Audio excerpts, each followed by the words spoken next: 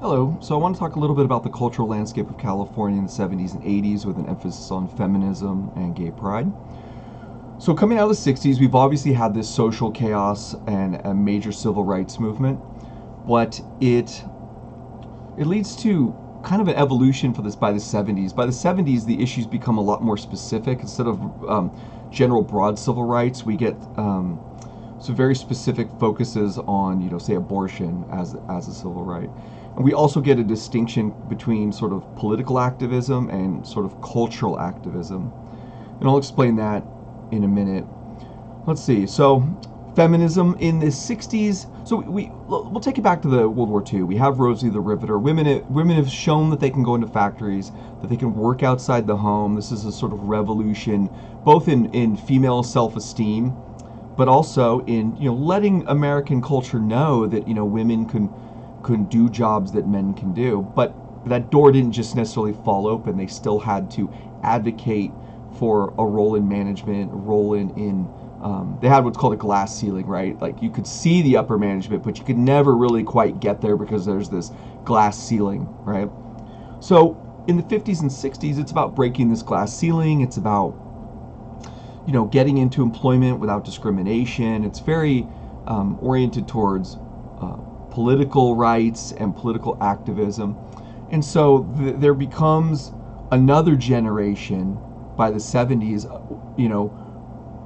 that are looking at their feminism in terms of their ability to express themselves with their bodies, right? Sexual revolution, kind of things that might not have been on the agenda of the women that were fighting for rights in the 50s and early 60s. It's a different kind of feminism.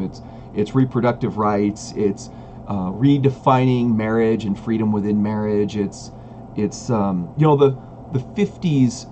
Give you an idea of the 50s. The difference, it might be like a husband might support his wife's feminism and agree that she should be able to go to work and stuff like that. But when she gets home, she needs to have a good dinner ready made for the family, right? So she's still a mother first. She's still a caregiver and a homemaker, and there's still these expectations. By the 70s, there are women that are challenging these expectations completely, right? They want to define themselves. They want to be who they want to be.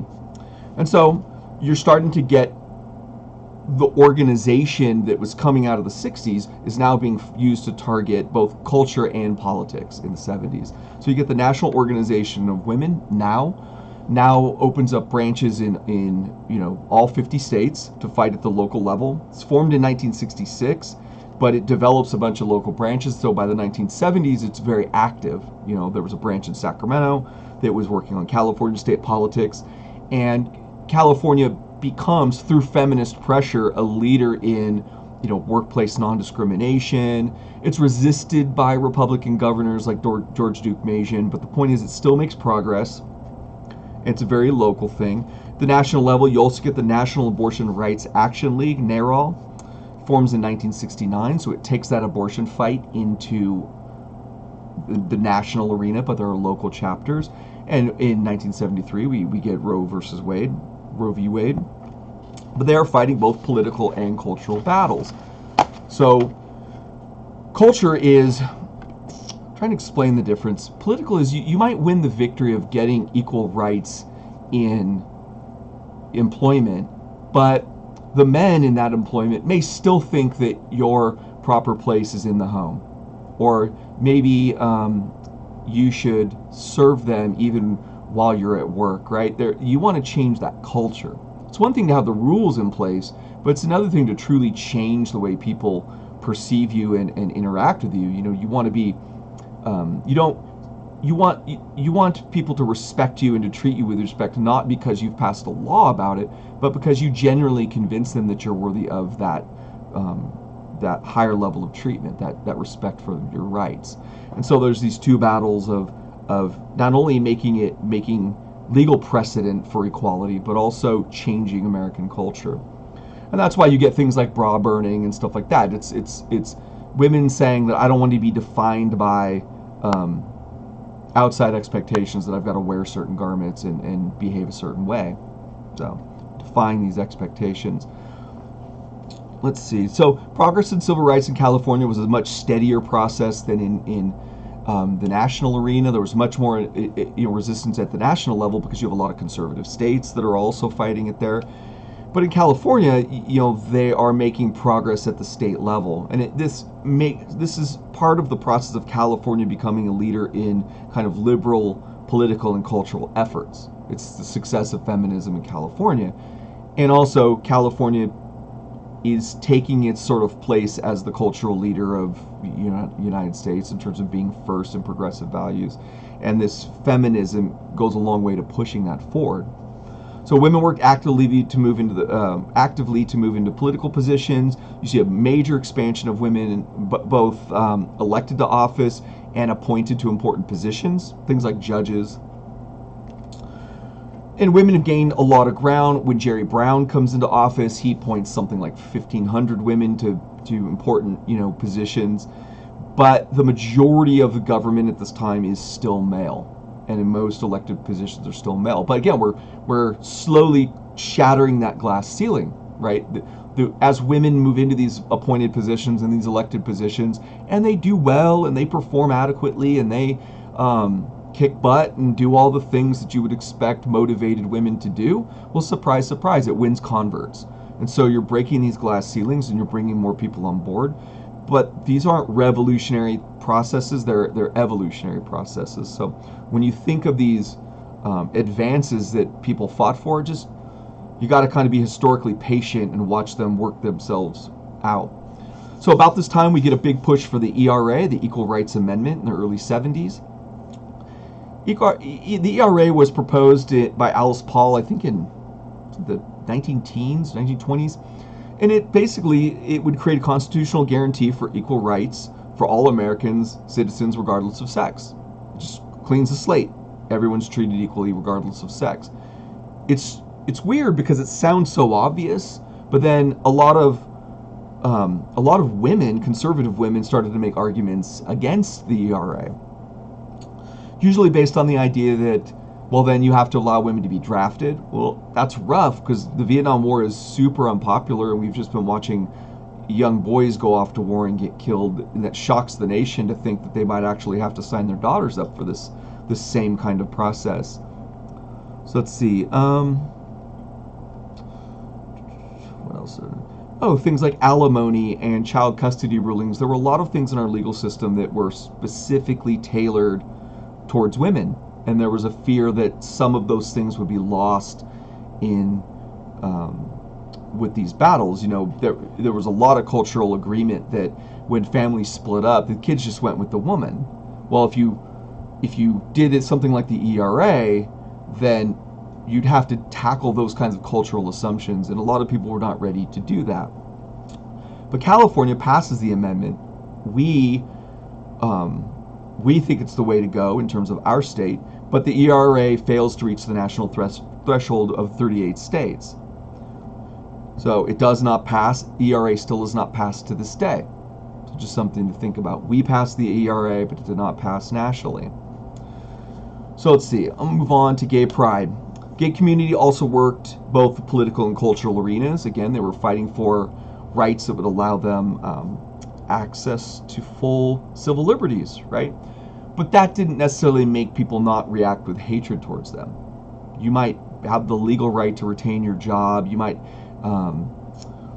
you might be able to avoid being terminated at your work if you're on the grounds that you're gay. Those kinds of laws have come into place, but that doesn't mean there's protections against your neighbors treating you poorly. So changing culture, again, go back to changing culture. And they build on the organized resistance that develops at the end of the 1960s. I don't know if you're familiar with the Stonewall riots in New York when the police raided the Stonewall Club, and frustrated gay men fought back and didn't just accept these raids on their hangouts, and it sparks this militant response nationwide. It happened sort of towards the end of the decade, so it really gained steam in the 70s. Gay community does a good job of creating alternative institutions. It decides that since we're not accepted by the outside, we're going to create our own communities. And they do things like Pride Parade. We're going to celebrate ourselves whether anyone else celebrates us or not. They create their own enclaves, like the Castro district in San Francisco.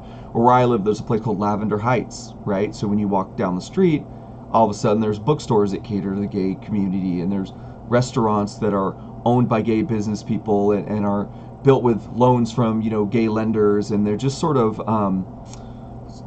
it's a community that is supportive, self-supportive. You see this a lot. This has always been a popular idea in the black community. You get, like, during the Harlem Renaissance and things like that, there were big pushes to, self-help community. San Francisco starts to vote openly gay politicians in. It's one of the first areas in the country. Votes in openly gay men like Harvey Milk to the Board of Supervisors. I think eventually, almost everyone, I think that at one point in history, that maybe it's by the 1990s, they have a called the Lavender Sweep, and everyone on the Board of Supervisors is gay. So let's just give you an idea of the power. Because once you build these enclaves and the population grows, population equals votes. And so you can have political power, and no one can really stop you. If someone in Texas doesn't like the fact that you have a gay city council in San Francisco, there's nothing they can do about it. But it's about understanding and having that light bulb come on that you can actually wield this political power. And that's what the 70s and 80s is kind of about for a lot of these groups. Like I said, with Asian Americans, realizing they have the numbers to elect their own representatives in their communities. Same with the gay neighborhoods. West Hollywood votes in Valerie Torigno. She's the first openly lesbian mayor. I think that's in 1983. So West Hollywood becomes a gay enclave too, a place where people in the homosexual community can be safe. They can go to bars and restaurants that are going to be friendly to their culture and not, ban them or kick them out or call the police on them. Especially in cities where police forces are notoriously hostile to people in the gay community. Even in cities where gay people are a significant minority, a large minority, the police forces tend to be fairly hostile. And you see this a little bit in this incident that happens in 1978. So November 28th, 1978, we get the assassination of Harvey Milk and the San Francisco mayor, George Moscone. So what happens is, make a long story short, Dan White is a supervisor. He is a Vietnam veteran, leans conservative.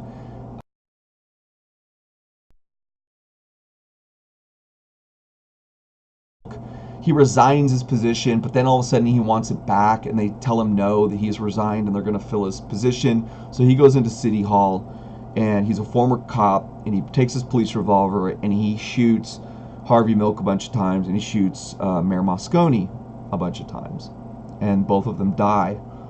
And it's assassination. He kills him. He temporarily escapes for a little while. He meets with his wife. She convinces him to turn him in, and he is arrested. Dianne Feinstein, she becomes acting mayor and is later elected mayor. You might recognize Dianne Feinstein's name as one of California's long-serving senators. This is the roots of her political career. She's comes out of that the chaos of the 1970s San Francisco, and she was there that day when that incident happened. So, for a bunch of strange reasons, White is only sentenced to 7 years for manslaughter. He uses his attorneys use something called the Twinkie defense. You may have heard of it. The Twinkie defense goes something like, my client binged a bunch of junk food and Twinkies, and all the chemicals and all the bad, the lack of nutrients in there drove him insane, and he went in there and he was off the rails and he shot these men. It's considered absurd by people in the legal realm. It leads to legal changes where you can no longer say you were impaired and that's why you murdered someone. Impairment is no longer an excuse for committing a crime, although it might be factored in sentencing, but you can no longer use it as your primary defense. But this lack of punishment sparks a night of riots by the gay community. They go down to City Hall, not Civil Hall. They do a bunch of damage. They burn some police cars, and there's no justice for them. If this had happened to two straight men or anywhere else in the country, someone who walked in and killed two local politicians in an assassination would they'd go away for life. Even if they were deemed crazy, they would still be locked away. He's out by 85, and then I think he commits suicide. But the point is, at the time, you already have like a notoriously hostile anti-gay police department, and then the prosecutors really let the community down by not going for more than 7 years. Some of the people that interviewed White were his former co-workers because he used to be a cop. And so this scandal illustrates for the gay community that, maybe they're never going to see justice, even in a city where they wield a lot of power and have politicians. They're still the victims of violence. So Harvey Milk becomes this gay icon, this sort of martyr to the cause. It's unclear whether he was killed because he was gay. So in terms of like the victim of a hate crime, I tried to research it a little bit because I was curious. But either way, the aftermath illustrates to the gay community that they're not going to get justice when they're the victims of a crime. And you see this when the AIDS epidemic kicks in the 1980s. They are AIDS is people try to make it formally known as a gay disease. They don't want to fund research for it. They don't want to fund medical treatments for it. Gay activists had to fight extensively through the 80s and into the 90s to not only change sort of political policy towards AIDS, but also change change culture towards understanding of AIDS and HIV and its role in their community, and its role as even a biological entity, that anyone could get it, and it just it's a disease like any other disease, and that it needed treatment and to sort of advocate for themselves. So the 70s and 80s really is in the gay community. It's a sort of a self-realization of learning to advocate for themselves and to learn how to organize and obtain political power and how to change culture. And you've seen that. I mean, I'm old enough to have seen a sea change in where it was versus where it is now. It's been a very interesting process, and I think it will be studied for a long time, like how you bring about sort of change in a democratic setting. But California was ground zero for that process, and now I think that although there's a lot of work to be done, and we're not done changing culture, you still see it, right, in your lives and in the media that you consume. But the point is, you get to kind of where it begins and where you sit in that pendulum as it swings. So anyway, yeah, California very central to that process. California and New York probably ground zero for gay pride and gay rights movements. So okay.